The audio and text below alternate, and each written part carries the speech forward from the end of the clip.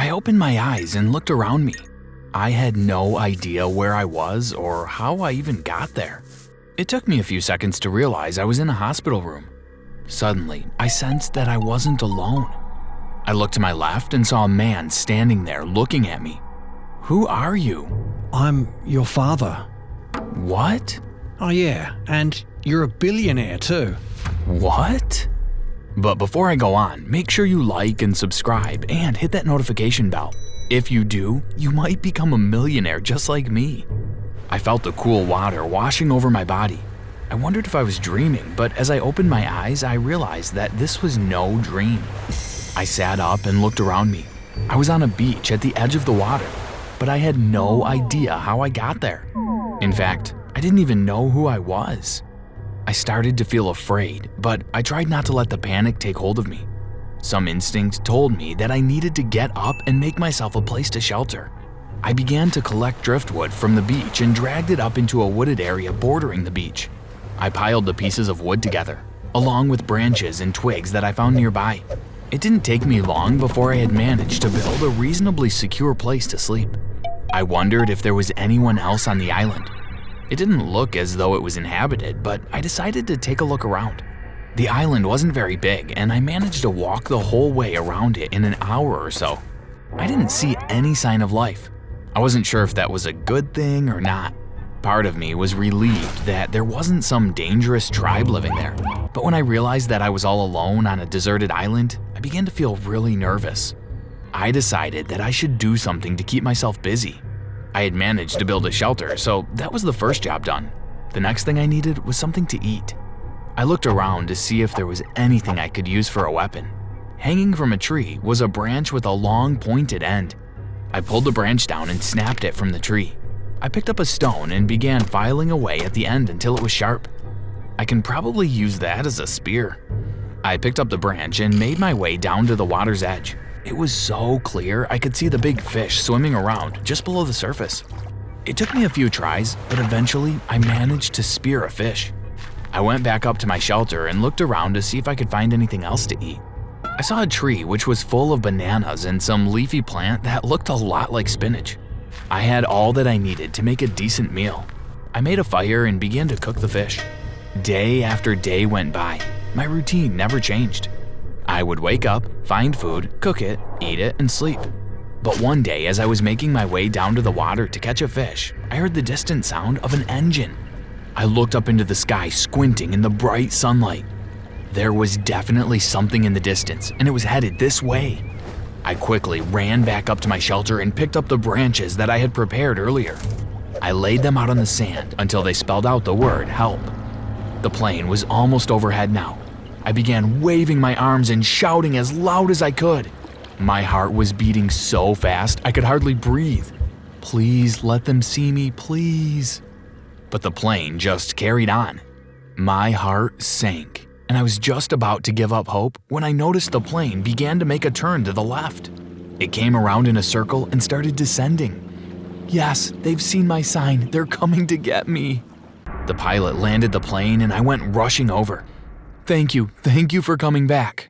Get in. You're safe now. I climbed into the plane and lay down, but the exhaustion mixed with the relief of being rescued got the better of me.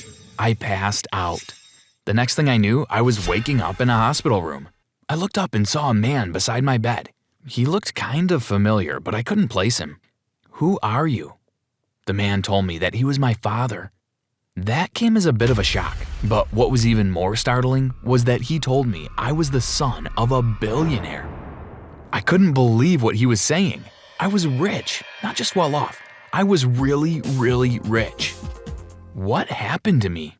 We're not really sure. A few weeks ago, you went for a drive around the country, but you never returned. We had no idea what happened to you. So I've been missing all that time? Yes, to be honest, we feared the worst. But thankfully you are safe. We're just so glad to have you home in one piece. A few days later, the doctors said that I was able to go home. The man who was my father came to collect me and drove me home. I felt a bit weird driving along with him. He was my father, but it felt as though I was with a complete stranger. Eventually, we pulled up outside a huge mansion. Is this my house? Yes, it is. Don't you recognize it? I shook my head. No, there's nothing familiar about this place. The doctor had said that moving home might trigger some memories for me, but I didn't recall anything about my home. I had to be shown where my bedroom was, and the kitchen, bathroom, etc. When we sat down for dinner that evening, my family started bombarding me with questions about where I had been for the few weeks I was missing.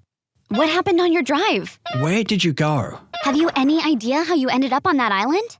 I'm sorry, I can't answer any of your questions. I don't remember anything at all. But that wasn't strictly true. I did have one memory, but I didn't reveal it then. Half because I wasn't really sure if it was real, but also because I just had a gut feeling that I shouldn't tell them. The memory I had was of a woman. I couldn't see her face, but she was wearing a necklace in the shape of a bird. I had no idea who the woman was, but whenever I thought of that memory, I felt safe and secure. It felt strange living back at home. For my family, life just went back to normal. But for me, it just felt really uncomfortable. They felt very different to me. It didn't take me very long to realize that my family was actually crazy. They threw lavish parties every night. Our house was always full of celebrities. They spent an obscene amount of money, and to be honest, I wasn't really sure that I liked that kind of lifestyle. Something made me doubt that I enjoyed living that kind of life. I thought that maybe I should get in touch with my friends. Perhaps if I met up with them, I would find out more about the real me. Father, I think it's time I met up with my friends, but I don't remember who they are. To be honest, you never really had any friends. You were always just happy being here with your family. It made me sad when I heard what he had to say. Surely, I must have at least one friend. No, honestly, I can't think of a single one. Another thing I didn't really like about my family, they treated the staff like slaves. Fetch me a drink of water. Now. Come on, hurry up. What are you waiting for? They spoke to them terribly, always bossing them around and never saying thank you. I felt really embarrassed when I saw how pompous and snobby they were. One night I was having trouble sleeping. My family were all fast asleep in bed, so I decided to go for a walk around the house. As I was walking along the hallway, I stopped in front of a huge family portrait hanging on the wall. I was looking at each family member, trying to recall anything about them, when suddenly I noticed something really odd about it. It looked like it had been photoshopped. My father's hand wasn't the same color as his face. I lifted the portrait to try to get a closer look, but as I did so, it pulled on a string. Suddenly, a doorway opened, revealing stairs leading down. Curiosity got the better of me, and I went down the stairs. At the bottom of the stairs was a dungeon. As if that wasn't strange enough, in the dungeon were two people sitting huddled together in the corner. They hadn't noticed me at first, but as I stepped closer towards them, they looked up and cried out in joy. Son! It was my parents. But wait a minute, aren't my parents upstairs in bed? I began to feel really uncertain. Why did you call me son? Because we are your real parents. I had no idea if they were telling the truth or not, but something made me want to trust them. Come on, we'd better get you out of here. I helped break them free from their restraints, and we began to climb the stairs. As we went, my parents, my real parents, told me exactly what had been going on. Those people upstairs are actually criminals. They kidnapped us and locked us away in the dungeon. But they look just like you. That's because they've been using masks to try to look like us. They're using us for our money. The only reason they kept us alive was because they needed us to get access to our wealth. I was really shocked at what they told me. We're so surprised that you're still here, though. We thought they might have kidnapped you, or even worse. I told them how I had woken up on an island with no memory at all. I didn't know how I got there.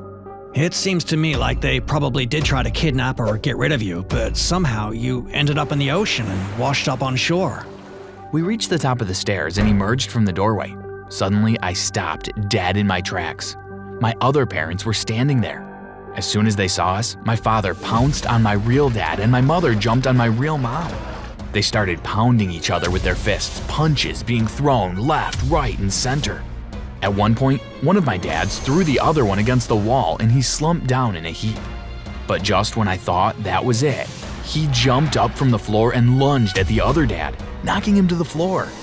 Both my moms had hold of each other's hair. They were pulling it and scratching at each other's faces.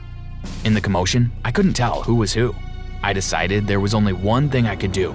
I grabbed my phone and called the police. When they arrived, my parents were all still fighting. The police broke up the fight and the four of them stood staring at me. Please, whoever's my real parents, just tell me. But they all stepped forward. I looked from one couple to the other. I couldn't tell them apart. They were even wearing the same pajamas, all of them. I'm your real mom. Don't listen to her. No, I am. I didn't know who to believe.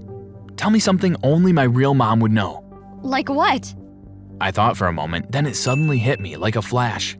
Tell me what kind of necklace my mom has. It's a pendant in the shape of a bird. I looked at her. You are right. You're my real mom. I turned to the police. These two are my real parents. The other two are the criminals. The police put handcuffs on my fake parents and began to lead them away. We're your real parents, not them. You have to believe us. I ignored their words. I knew who my real parents were. I hugged my mom and my dad. After that, things went back to normal in our house. The parties all stopped and no more celebrities came to visit. I was relieved that things had all worked out in the end. Finally, I felt that I was where I belonged. But just when I thought that everything was fine, something really strange happened. I was fast asleep in bed one night when a weird noise woke me up. When I opened my eyes, I saw that my dad was standing over me. He had a really odd look on his face. As I looked at him, I let out a whimper. My dad's face was peeling away, revealing a stranger's face underneath. Ah!